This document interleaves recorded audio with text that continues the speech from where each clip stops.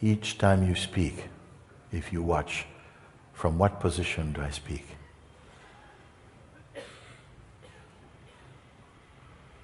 Is it from the person or from consciousness? And what does consciousness need to say? And if it is from the person, is there not the weakness to the person? I would ask you to care to find out, because that simple discovery is going to be greater than anything the person can achieve. Can I say it like that? I'm going to shrink it down, baby food language, no? When you speak, when you talk about your life and the world and your travels and your journeys and your hopes and aspirations, when you say I, where's this I starting from? Is it starting from the person or from consciousness? Watch and see. If it's starting from your person, whatever your person say or aspires to become will never reach or attain or be anywhere near as magnificent as that which watches the person speaking.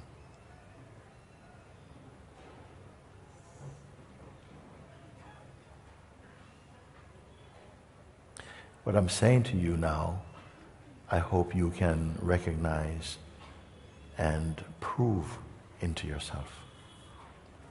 It's a reflex somehow to speak from, yes, I'm going to do this and I don't agree with this and what I think and you and blah, blah, blah. Where are you speaking from? Watch. I'm going to show you a new exercise. It's called eye watching. Watch your eye sense. Because until now, nobody is watching this eye sense. It's watching what the eye is watching and what the eye is saying. But I'm just saying, clarify the position of the eye that you speak from. Is this too complicated? No. So, watch this. Start if you want. I would say sometimes, go to any restaurant, any chai shop around here, they're busy enough and stuff. Sit there quietly and have a cup of tea and stuff, and listen to the conversations that happen, and watch where they're starting from.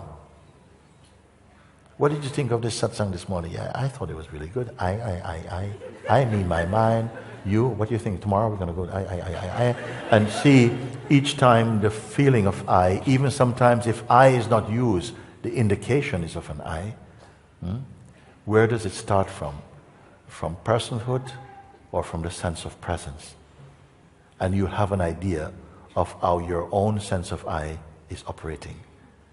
And if you're speaking always from the place of person, you're going round and round and round. You may think you're going up and up and up, but we're going round and round and round. If you begin to observe and recognize that the starting point of these conversations are in a place of personhood, and that is consciously observed, then you'll discover what you see. What is watching even this person? What is watching this person? Is it a person? Don't give it to your mind. You don't need your mind here. Just sober looking, just look and feel. And you'll see that there's a great expanse in you that you for a long time have not been aware of. It's not hiding, but it appears to be hidden. In the most ignorant state, you're not even aware that it is hidden. Because if you feel it is hidden, at least you know it's there. And some people maybe don't even have any idea that there's such a thing. Consciousness, what the hell is that? I don't believe in that. Well, you need consciousness to believe or even disbelieve. But you're unaware. So a simple exercise, if you speak, even think, even at the place of only thinking, if you can watch where it starts from, it's almost 99% of the time starting from I person. I person. There is no enlightened person. As you begin to recognize that the person sense is a construct observable, then you automatically become aware of the space of being which is not contaminated by personhood.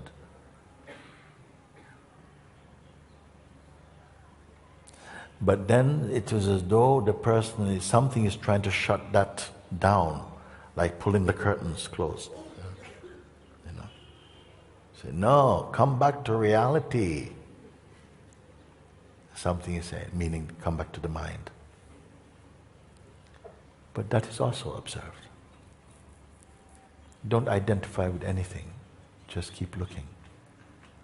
And as you're looking, you're not taking any juice from what you're looking at, but from where you're looking from and what it is that's looking. There's another dimension undiscovered, largely. The dimension of being and presence. That's your first major leap into freedom. Come to this place first, and then I can guide you beyond even this place. Come to this place first.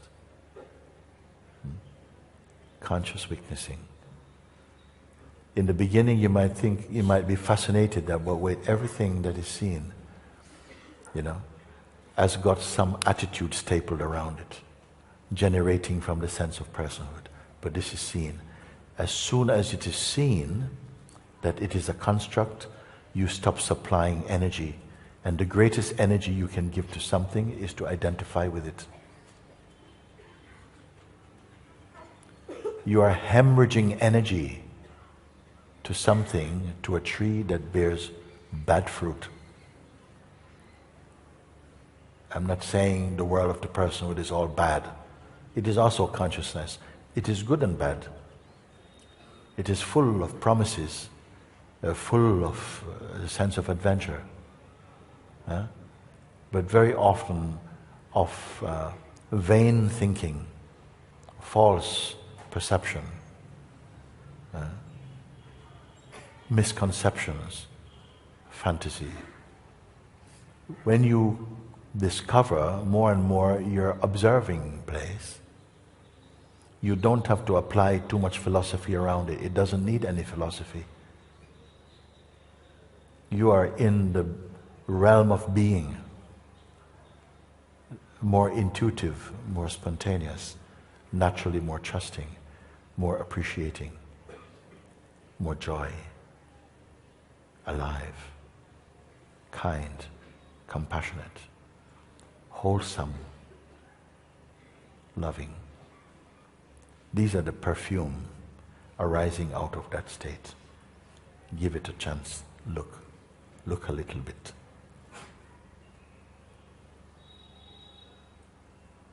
It is here that you begin to recognize that what is and what you are one, and that you spontaneously know that what you are is imperishable. Then goes the fear of death, and also the fear of life also. Something relaxes. There's a natural trust with life. There's not so much need to believe in things. There's not such drive to speculate. Everything is arising spontaneously here. And you notice life takes care of life, not your mind. And spontaneously you're growing in trust, in peace, in intuitiveness.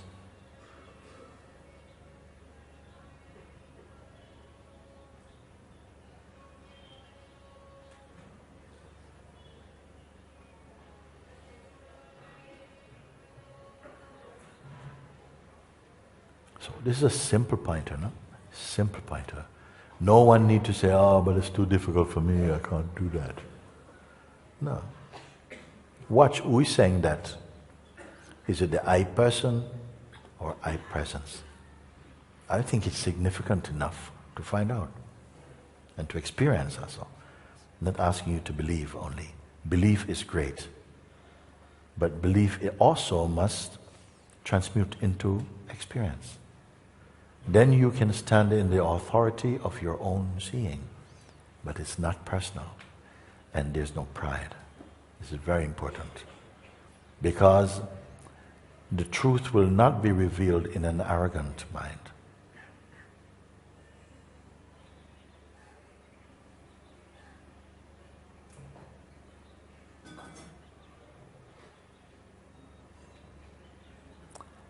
So, are you full or empty?